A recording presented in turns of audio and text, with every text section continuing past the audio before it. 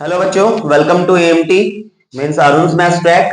आज जो है हम क्लास 9 चैप्टर नंबर 7 ट्राइंगल्स के सपोर्टिंग मटेरियल के क्वेश्चंस करने जा रहे हैं, जो एक्स्ट्रा क्वेश्चन और इंपॉर्टेंट क्वेश्चन है बच्चों। तो क्वेश्चन नंबर 34 तक जो है मैं वीडियो अपलोड कर चुका हूं, आप चैनल पे जाके देख सकते हैं। क्वेश्चन नंबर 35 हम देखते हैं बेटा। 35 क्वेश्चन के अंदर बोला गया कि वर्टेक्स एंगल है एक आइसोसेलेस ट्राइंगल का। तो देखिए, एक आइसोसेलेस ट्राइंगल मैंने बना लिया, फिगर गिवन नहीं है तो नेमिंग आप अपनी तरफ से कर सकते हो एबीसी। और ये आइसोसेलेस है, एबी एसी के बराबर है। आपका जो है ये वर्टेक्स एंगल 80 डिग्री गिवन है आपका। तो आपको जो है find out the measure of the base angles. आपको बेस एंगल्स निकालने हैं, ये वाला और ये वाला। तो हम सबसे पहले तो गिवन लिख लेंगे।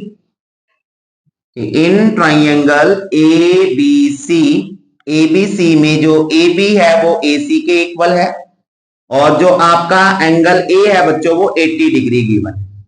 ये आपको गिवन है क्वेश्चन। टू फाइंड, आपको फाइंड करना है angle B and angle C, ये आपको फाइंड करने। कंस्ट्रक्शन कोई नहीं है, सॉल्यूशन करना स्टार्ट करते हैं। देखिए, in triangle A B C, ABC में जो ए बी है वो आपको एसी के इक्वल गिवन है। ए बी साइड एसी के इक्वल है। जब किसी ट्राइंगल में दो साइड इक्वल होती है तो इसका मतलब उनकी जो अपोजिट एंगल्स है वो भी इक्वल हो जाती है। तो इसका मतलब जो एंगल बी है आपका वो एंगल सी के इक्वल होगा। रीजन, अपोजिट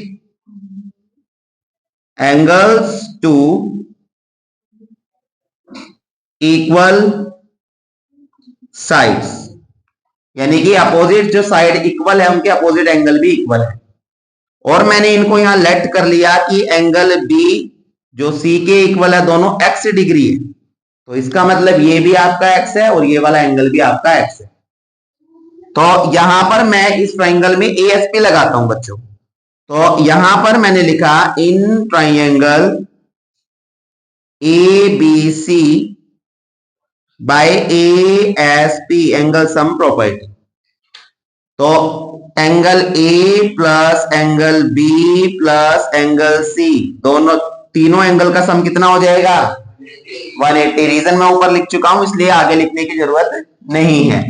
तो यहां पर जो वैल्यूज है गिवन वो लिखते हैं जी। ए एंगल आपके पास 80 डिग्री है, मैंने 80 पुट कर दिया।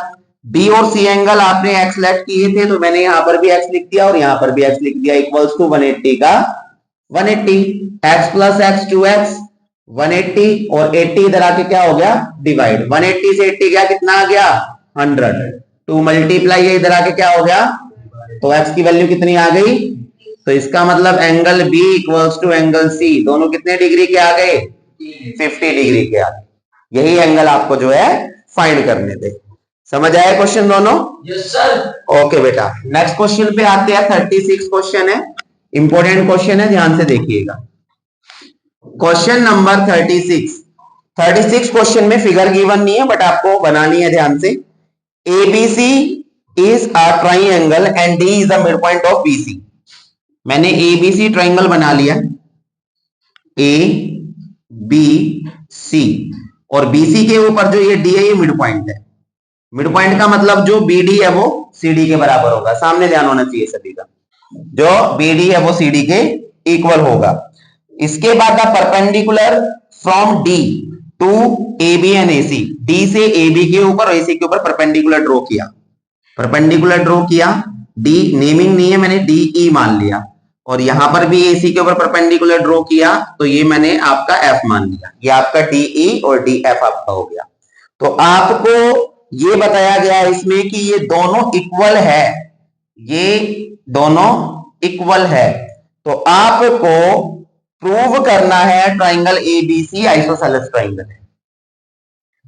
तो सबसे पहले गिवन लिखेंगे,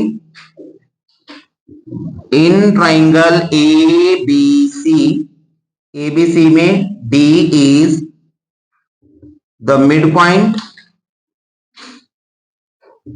ऑफ बीसी।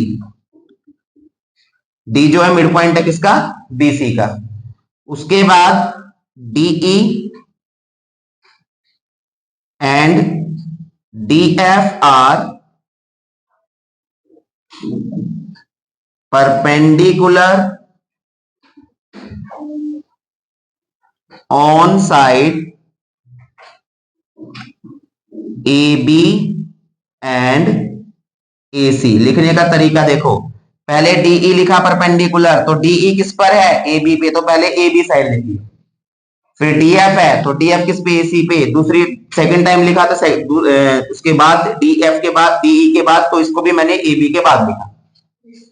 ठीक है, तो ये रिस्पेक्टिवली जो एक वर्ड और यूज किया जाता है इसमें, क्वेश्चन में भी आपने देखा होगा रिस्पेक्टिवली।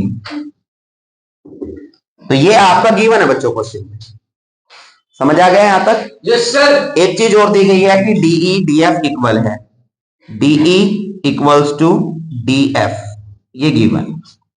अब आपको क्या प्रूव करना है, आपको बच्चों आपको प्रूव करना है कि A B C is an isosceles triangle. अब आइसोसेलेस ट्राइंगल ये वाली स्टेटमेंट लिखिए, या आप ए बी ए सी के इक्वल है ये लिख दो, आप ये भी लिख सकते हो, और ए बी इक्वल्स टू ए सी, इन दोनों में से एक चीज प्रूव कर दी आपको। समझ आ गया यहां तक? ओके, तो यहां पर जो है हम देखते हैं सॉल्यूशन, और सॉल्यूशन में करना स्टार्ट करते हैं in triangle D E B and D F C. In triangle D E B and triangle D F C. तो डी ई बी और डी एफ सी, क्या दोनों ट्राइंगल राइट ट्राइंगल है? डीईबी में क्या 90 डिग्री का एंगल है कोई? और डीएफसी में कोई राइट है 90 डिग्री का? तो इसका मतलब दोनों राइट ट्राइंगल है। हम जो यूज कर सकते हैं इसमें आरएचएस रूल यूज कर सकते हैं। अब 90 डिग्री के सामने वाली साइड हाइपोटेन्यूज, 90 डिग्री के सामने वाली साइड हाइपोटेन्यूज, तो हाइपोटेन्यूज तो इसकी इक्वल ही है नहीं है? और इसकी जो एक अदर साइड है वो भी इक्वल है। तो आरएचएस रूल में क्या होता है, दो राइट ट्राइंगल के अंदर हाइपोटेन्यूज साइड इक्वल होनी चाहिए और एक अदर साइड इक्वल होनी चाहिए, जिससे वो जो है क्या हो जाएंगे, कॉन्ग्रुएंट हो जाते हैं। तो करना स्टार्ट करते हैं। दोनों ट्राइंगल के अंदर डीईबी और डीएफसी के अंदर सबसे पहले मैंने लिखा कि आपका डीबी साइड डीसी के इक्वल है, डीबी इक्वल्स टू डीसी। ये क्वेश्चन में गिवन है कि ये मिड पॉइंट है। आप रीजन ये भी लिख सकते हो because D is the mid point of BC, ये आप लिख सकते हो। ठीक है, दूसरा इसकी जो डीई साइड है वो डीएफ के बराबर है, डीई इक्वल्स टू डीएफ। क्यों, ये भी क्वेश्चन में, तो एक हाइपोटेन्यूज इक्वल हो गई, एक अदर साइड इक्वल हो गई, तो ट्राइंगल डीईबी कॉन्ग्रुएंट हो गया ट्राइंगल डीएफसी के by RHS rule, by RHS rule. अब अगर ये दोनों कॉन्ग्रुएंट हो गए तो इस ट्राइंगल का बी एंगल और इस वाले ट्राइंगल का सी एंगल आपस में इक्वल हो जाएगा भाई, सीधी सीधी हो जाएगा ना। तो हम लिख देंगे so angle B equals to angle C by C P C T, हो गया इक्वल। और जब किसी ट्राइंगल के अंदर दो एंगल इक्वल होते हैं तो उनकी अपोजिट साइड्स भी इक्वल हो जाती है। तो हम लिख देंगे so A B equals to A C, reason opposite sides to equal angles. और बच्चों यही आपको प्रूव करना था, देखिए, तो हैंस प्रूव्ड। आया क्वेश्चन समझ में? Yes sir. इंपॉर्टेंट क्वेश्चन है, एग्जाम में पूछ लिया जा सकता है ये क्वेश्चन। Okay, any doubt?